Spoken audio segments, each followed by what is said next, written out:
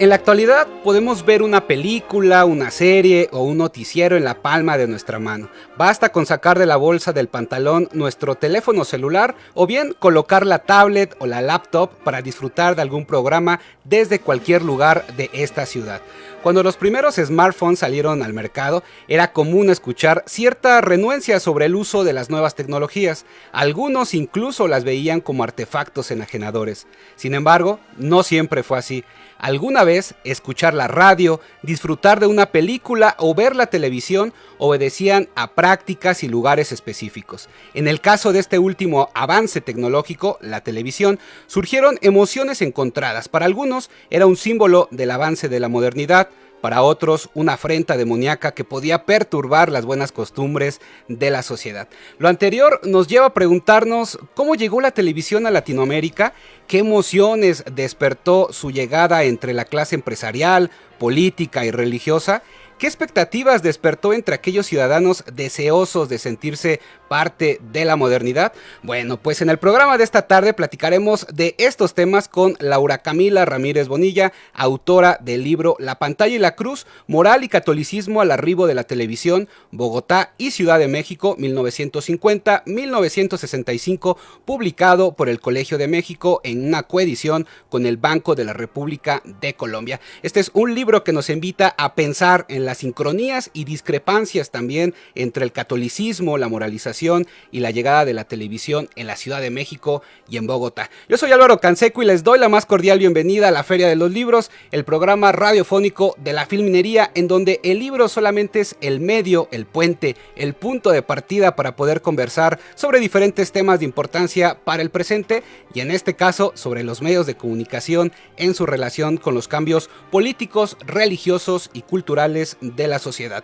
Saludo a todas y todos los que nos siguen mediante las ondas hertzianas de Radio UNAM y también para quienes lo hacen a través de la fibra óptica en radio.unam.mx y también a los que rompen el teatro de la mente y nos acompañan a través de nuestro Facebook Live. Recuerden, en nuestro perfil La Feria de los Libros y de manera simultánea en el perfil de la Filminería. También pueden hacer comunidad en X, nos encuentran como @ferialibros, en Instagram @ferialibrosru, @filminería son las cuentas oficiales. Así que los invitamos a hacer comunidad, a que nos escriban, nos envíen sus comentarios y que nos cuenten, por qué no, los recuerdos que tenían de esas veces que se reunía la familia para poder ver televisión. Vamos a escuchar nuestra cápsula de vasos comunicantes y regresamos para platicar con nuestra invitada de esta tarde. Bienvenidas, bienvenidos y bienvenides a la emisión 1208 de la Feria de los Libros. Vasos comunicantes.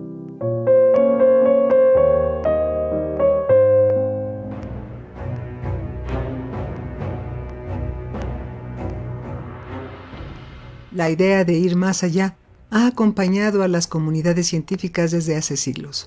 En Viaje al centro de la Tierra, Julio Verne construye una historia en la que Otto Lidenbrock y su sobrino Alex emprenden una aventura en las entrañas de un volcán islandés. En su camino encuentran galerías subterráneas en las que estudian toda clase de rocas, fósiles y formaciones cristalinas. Pese a que el mundo que descubren está lleno de fantasía, la obra de Verne expande las posibilidades de la humanidad. El viaje de Otto permitió rediseñar los estudios cartográficos y paleontológicos por medio de un relato ficticio. De esta manera, encontramos un vaso comunicante, la literatura y la ciencia a través de la imaginación como ensayo de futuros descubrimientos científicos.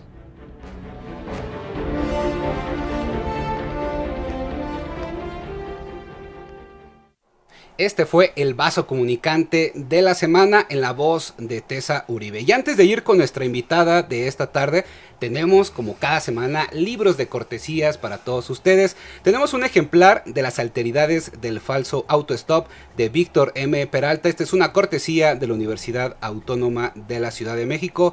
Un autor que ya estuvo aquí en la Feria de los Libros y ustedes pueden volver a escuchar la entrevista en el podcast de Radio UNAM. Y también un libro que amablemente nuestra invitada esta tarde nos trajo para todas y todos ustedes. De la pantalla y la cruz, moral y catolicismo al arribo de la televisión, Bogotá y Ciudad de México, publicado por el Colegio de México en una coedición con el Banco de la República de Colombia. Así que si ustedes quieren alguno de estos ejemplares, lo único que tienen que hacer es escribirnos al chat de la transmisión por Facebook y decirnos la fecha y lugar de nacimiento en donde nació Julio Verne. Así de fácil y sencilla la respuesta para que se lleven alguno de estos ejemplares. Así que ya lo saben, corran, escríbanos a nuestro perfil de Facebook en la transmisión en vivo.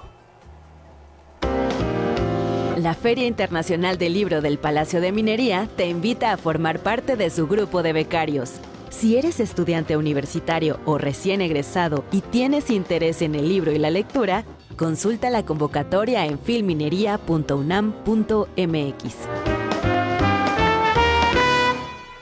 Como se los adelantaba al inicio, en el programa de esta tarde nos visita Laura Camila Ramírez Bonilla, doctora y maestra en Historia por el Colegio de México, magíster en Estudios Políticos por el Instituto de Estudios Políticos y Relaciones Internacionales, IEPRI, de la Universidad Nacional de Colombia y politóloga de la misma institución, académica y directora actual del Departamento de Historia de la Universidad Iberoamericana Campus Ciudad de México, y esta tarde nos viene a platicar de su más reciente libro, La Pantalla y la Cruz. Así que bueno, pues le doy la bienvenida a Laura Camila aquí al estudio por segunda ocasión, porque ya nos visitó en meses anteriores con César Valdés, vinieron a hablar del libro de derechas, pero ahora venimos a platicar de televisión. Así que bienvenida al estudio, Laura. A ti, al contrario, muchas gracias por esta invitación y por supuesto al equipo de Radio UNAM.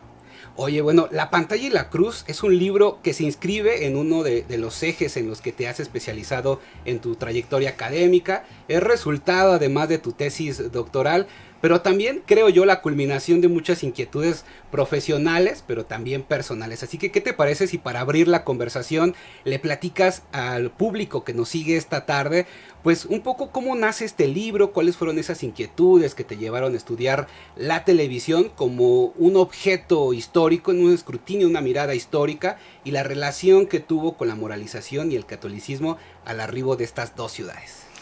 Bien, pues la verdad es que es un acumulado de historias de pronto que se encuentran en este libro. Sin duda es la continuidad de un trabajo que he venido haciendo sobre estudio de lo religioso y del catolicismo contemporáneo.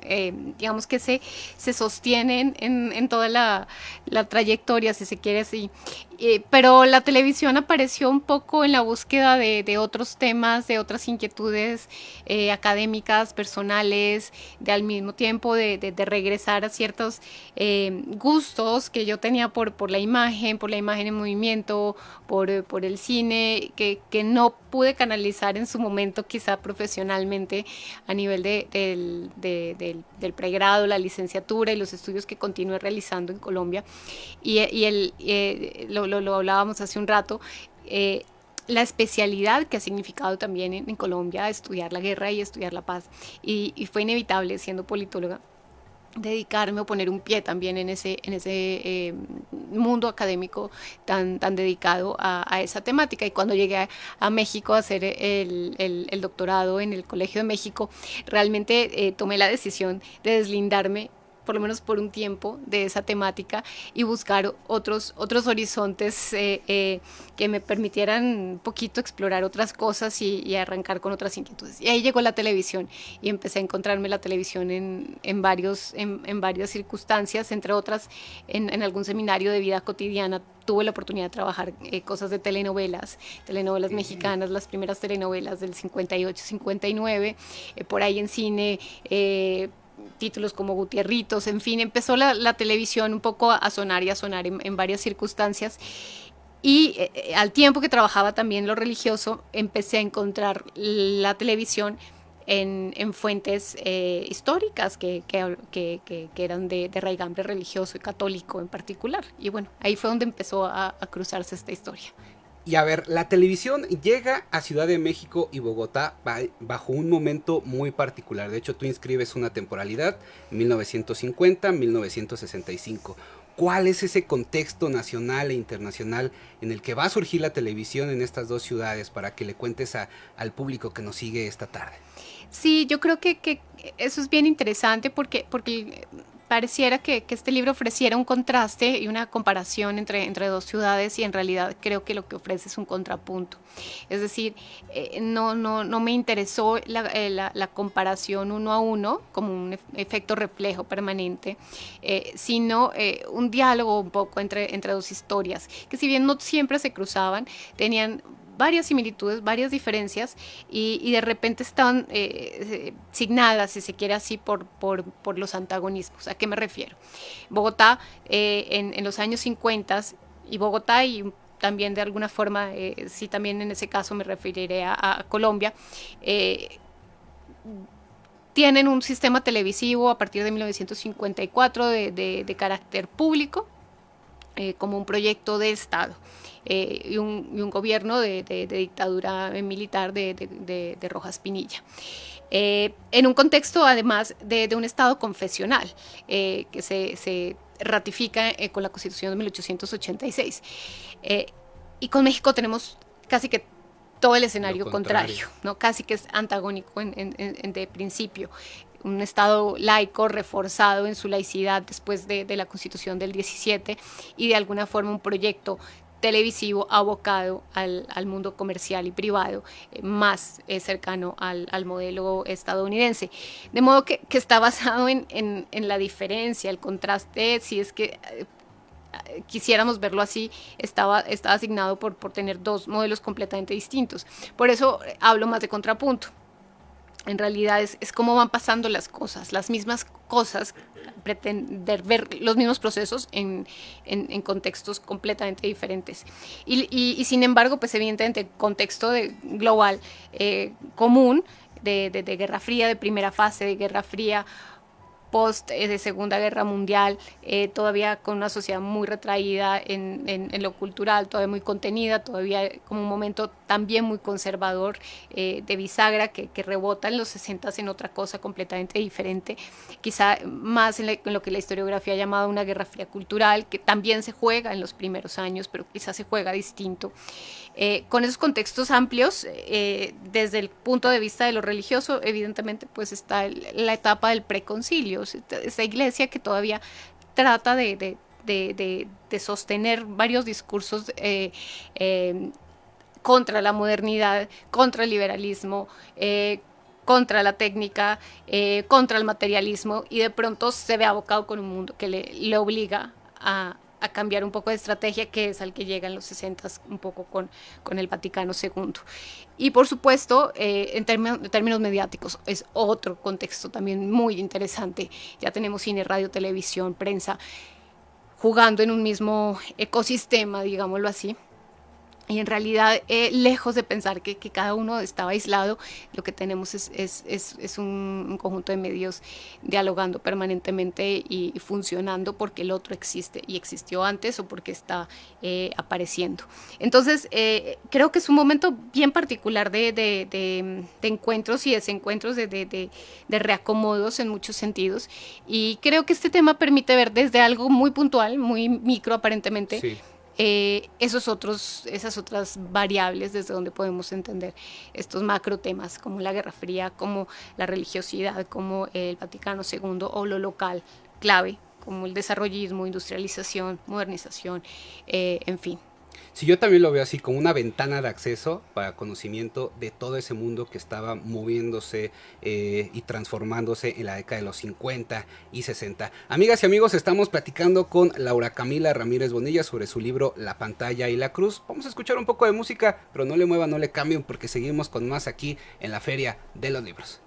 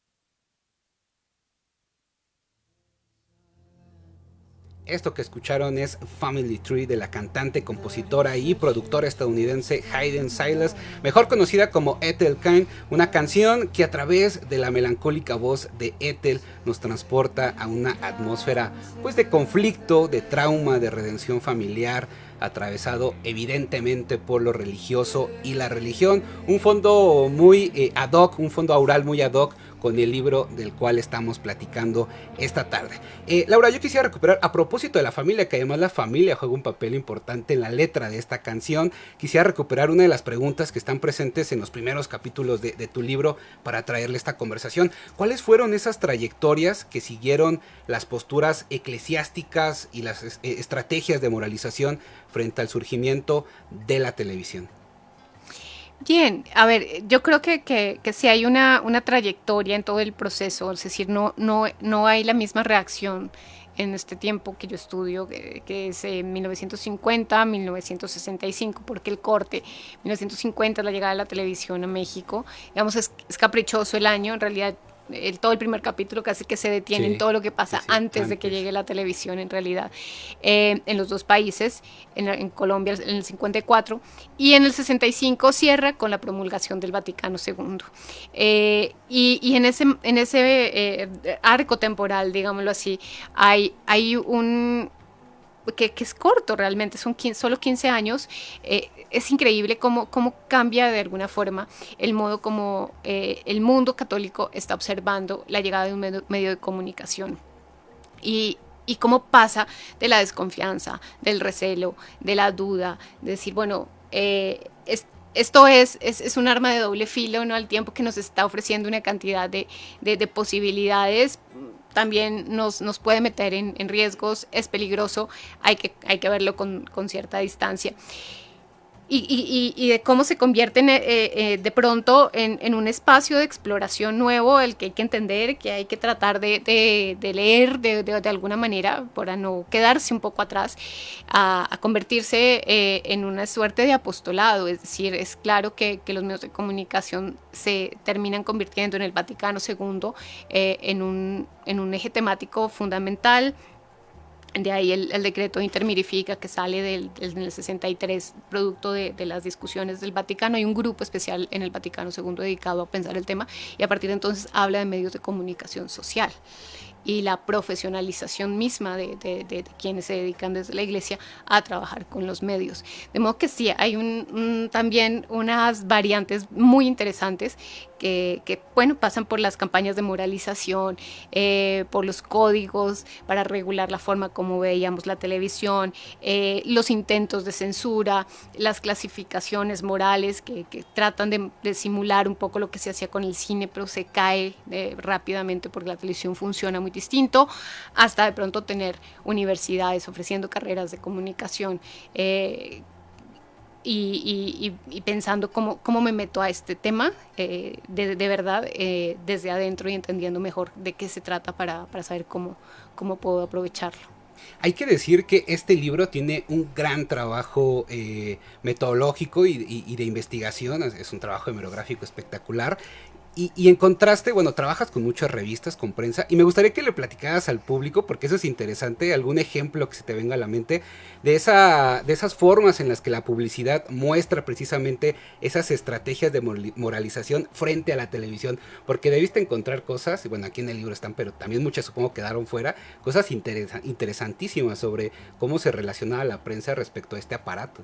Sí, fíjate que lo interesante aquí, y yo creo que con eso coincidimos con un poco el libro que vino a presentar Susana Sosensky y su grupo de trabajo, porque este libro también es parte de un ejercicio de estudiar la televisión desde otros medios, y en particular la prensa tiene un lugar central.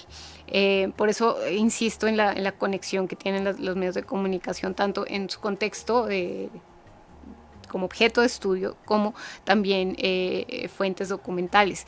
Entonces, la prensa se vuelve estratégica para manifestar las preocupaciones que los ciertos sectores católicos muy conservadores, ¿no? Entiéndase la Legión Mexicana de la Decencia, Acción Católica Colombiana, Acción Católica Mexicana,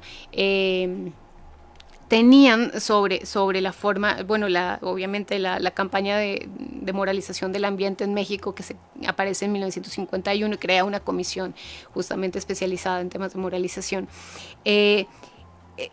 La prensa es fundamental, es un medio de difusión y en la prensa, curiosamente, también la imagen se vuelve clave. Las caricaturas usadas para marcar esas preocupaciones sobre cómo la gente está viendo, cómo los niños se están acercando a la pantalla, las prevenciones que había que tener. Pero también tenemos una prensa no confesional, me pienso mucho en la revista Cromos en Colombia, en el periódico El Espectador, que está capturando un poco todas esas paradojas que están implicando la televisión, como acortar distancias, como la desconexión de la familia, o la idea de que la televisión era un medio que estaba ofreciendo productos de baja calidad frente a otras posibilidades de entretenimiento.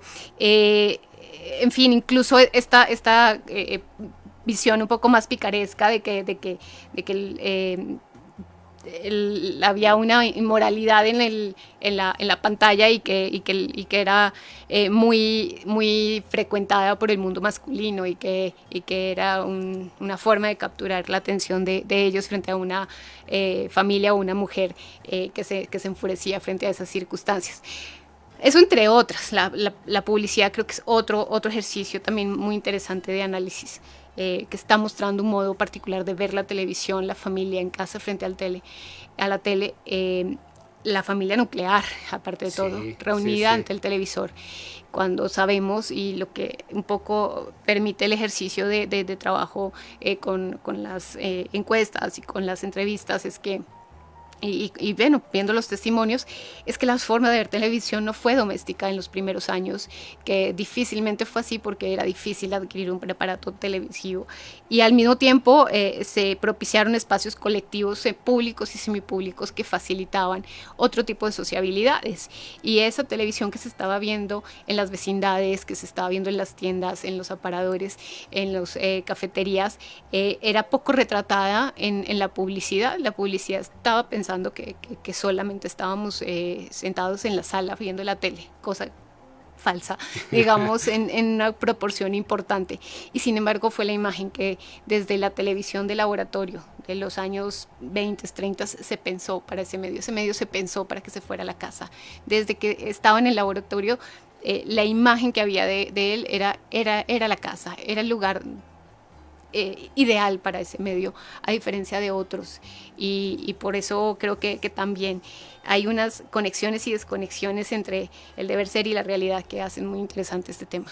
Yo podría seguir platicando contigo horas y horas, porque además lo platicábamos detrás de los micrófonos antes de entrar al aire, que es un libro muy vasto, tiene muchísimos temas que desglosan conversaciones que pueden ser eternas, pero el tiempo de radio siempre es rapidísimo. Nos quedan 2 minutos para el público que está interesado, que le interesan estos temas. ¿Qué les dirías para que se acerquen a este libro? Bueno, yo creo que es otra forma de leer un medio de comunicación. Es una posibilidad de aproximarse a una historia que un poco se sale del canon de la industria específicamente, que entendiendo a la televisión como un productor de sentidos, también juega con otros elementos culturales, sociales, políticos que están involucrados en su desarrollo, y sobre todo en su penetración en la forma como pensamos, como sentimos, cómo vivimos, cómo organizamos el tiempo, el espacio, la sala, la casa, las cosas sencillas, cómo es el estar el televisor frente al estar en casa, que significa domesticar el televisor, pero también como la tele nos domesticó un poco a nosotros. Esta aparición del televidente, pero un televidente que también es creyente, que está mediado por unas convicciones de fe, y que sin duda observa la tele con unos códigos que también hablan de sus principios morales y sus principios religiosos, y entender un poco cómo ahí todo se mezcla y de repente aparecen historias. Creo que es un poco el objetivo de este libro, y por lo que yo invito a que sí descubran un poco de los temas y de las inquietudes que a mí me fueron surgiendo cuando me acerqué al tema, y las posibilidades infinitas de seguirlo leyendo. ¿dónde se puede conseguir este libro? Bueno, se consigue afortunadamente en Bogotá y en la Ciudad de México. En Bogotá, pues gracias a la coedición con el Banco de la República, en las bibliotecas del banco y en las tiendas del banco. Y pues bueno, lo conseguimos en la Ciudad de México, las librerías del Colegio de México y en las librerías también del Fondo de Cultura Económica. Perfecto, pues aquí está la invitación, amigas y amigos, para que se acerquen a la pantalla y la cruz. Laura Camila, te agradezco mucho que nos hayas visitado esta tarde y pues como siempre, la invitación está abierta para que vayan, adquieran el libro y se adentren en las múltiples historias que hay detrás de él. Gracias, Laura Camila. A ti muchas gracias, al contrario. Mil gracias a todos. No, al contrario. Y gracias también a todos los que nos han seguido esta tarde, que han reaccionado al Facebook Live, a los que nos siguen en el 860 de AM. Recuerden que pueden escuchar el recalentado literario en nuestras redes sociales. Por ahí a partir del día de mañana ya lo pueden encontrar en YouTube, en Facebook, por supuesto, y también en Instagram. A nombre de todo el equipo de producción estuvo Perla Gatica, Nayeli González y también Roberto Valverde, Socorro Montes en los controles técnicos y en la producción. Yo les quiero agradecer, que pasen una excelente tarde, un excelente inicio de semana. Recuerde que leer es vivir. Hasta entonces. Y en la cartelera cultural,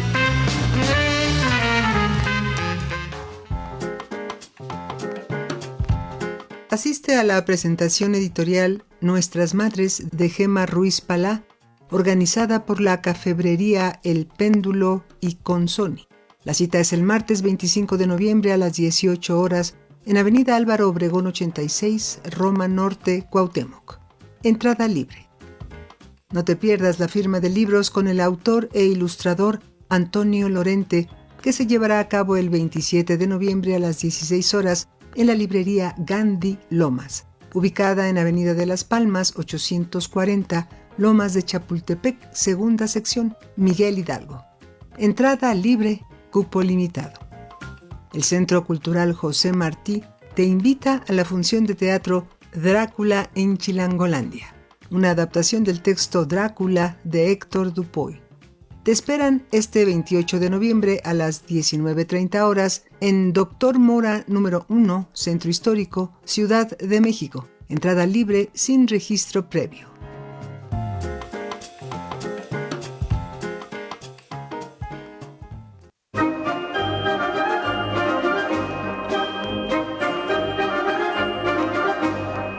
La Feria de los Libros. Un programa de la Feria Internacional del Libro del Palacio de Minería que organiza la Facultad de Ingeniería en coproducción con Radio UNAM. Idea original, Fernando Macotela.